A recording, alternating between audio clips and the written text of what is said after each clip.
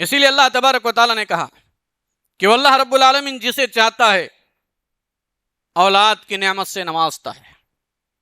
جسے چاہتا ہے لڑکے دیتا ہے، جسے چاہتا ہے لڑکیاں دے دیتا ہے، جسے چاہتا ہے دونوں عطا کرتا ہے، جسے چاہتا ہے دونوں سے بھی محروم کر دیتا ہے، بانجھ کر دیتا ہے۔ اولاد کتنی بڑی نعمت ہے، کتنی بڑی نعمت ہے اولاد۔ آج کے دور میں انداز لگائیے،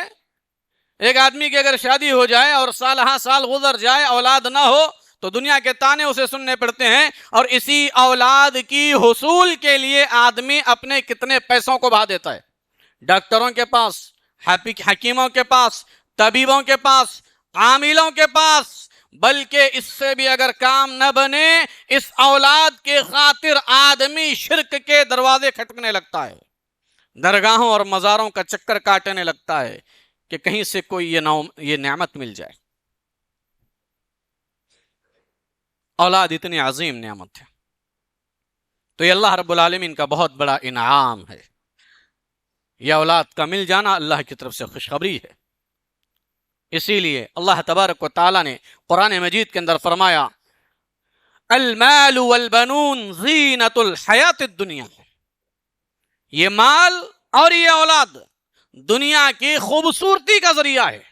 دنیا کی زیب و زینت کا ذریعہ ہے۔ ایک آدمی کے پاس مال بھی ہو، ایک آدمی کے پاس اولاد بھی ہو، تو آدمی بڑا خوش قسمت مانا جاتا ہے، یار کیا قسمت ہے، پیسہ بھی ہے اور اولاد بھی ہے، دنیا کی چمک دمک بھی اس کے پاس ہے اور اولاد کی شکل میں نعمت بھی اس کے پاس ہے۔ اللہ تعالیٰ نے کہا یہ مال، یہ دولت، یہ اولاد، یہ انسان کی زندگی کے لیے، انسانی زندگی کے لیے زیب و زینت کا سامان ہے۔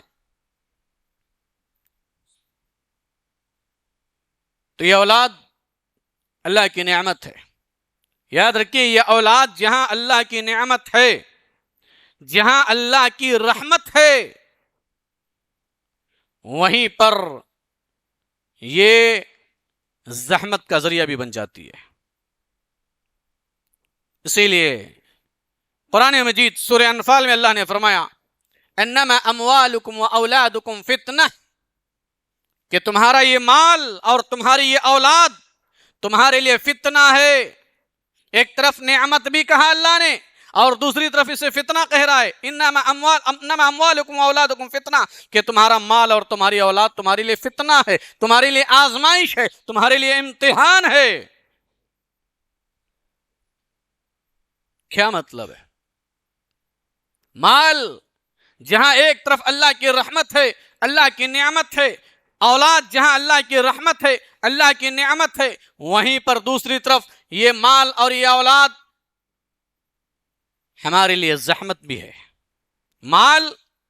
اگر اللہ کے بتائے ہوئے طریقے سے حلال راستہ اختیار کرتے ہوئے حلال طریقے سے آدمی اگر مال کماتا ہے اور مال حلال طریقے سے کمانے کے بعد اس مال کو حلال راستوں پہ خرچ کرتا ہے، جائز جگہوں پر خرچ کرتا ہے، تو یہ مال اس کے لیے رحمت ہے، یہ مال اس کے لیے نعمت ہے اللہ تبارک و تعالیٰ کا۔ اور اگر اسی مال کو وہ نہ حلال دیکھتا ہے نہ حرام دیکھتا ہے، جو طریقہ مل رہا ہے غلط سلط طریقے سے، حرام طریقے سے، ناجائز طریقے سے دولت کماتا ہے اور کہتا ہے میں بہت مالدار ہوں، اور اس مال کو پھر غلط راستوں پہ خرچ کرتا ہے، اپنی خواہشات کی تکمیل میں خرچ کرتا ہے، ظلم و زیادتی کے راستوں میں خرچ کرتا ہے، گناہ کے کاموں میں خرچ کرتا ہے، تو یہ مال اس کے لیے فتنہ ہے، یہ مال اس کے لیے امتحان ہے، یہ مال اس کے لیے آزمائش ہے۔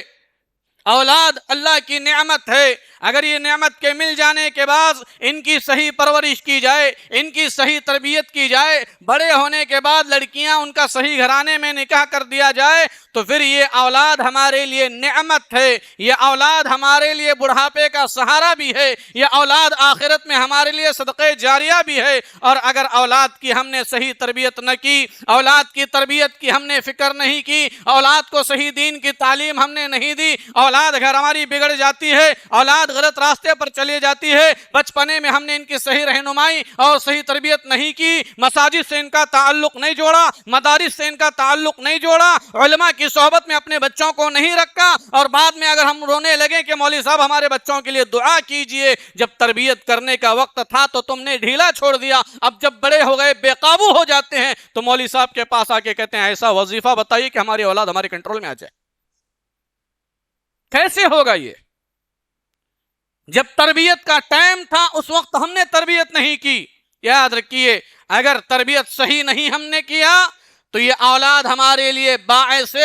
زحمت ہے، باعث ندامت ہے، باعث شرمندگی ہے، دنیا میں بھی ہمارے لیے سر جھکانے کا، شرمندگی کا ذریعہ بنے گی، اور آخرت میں اللہ تبارک و تعالیٰ کے پاس اس کے بارے میں سوال کیا جائے گا کہ ہم نے تمہیں اولاد کی نعمت عطا کی تھی، اس کی تربیت تم نے کیوں نہیں کی؟ اس کی تربیت تم نے کیوں نہیں کی؟ تو اس لیے اولاد جہاں نعمت ہے، رحمت ہے، اگر اولاد کی صحیح تربیت دنیا میں ہم نہیں کیا تو یاد رکھیے دنیا میں بھی یہ اولاد ذلت و رسوائی کا باعث بنتی ہے، شرمندگی اور ندامت کا سبب بنتی ہے، اور آخرت میں اللہ تبارک و تعالیٰ کے پاس اس اولاد کے بارے میں سوال کیا جائے گا۔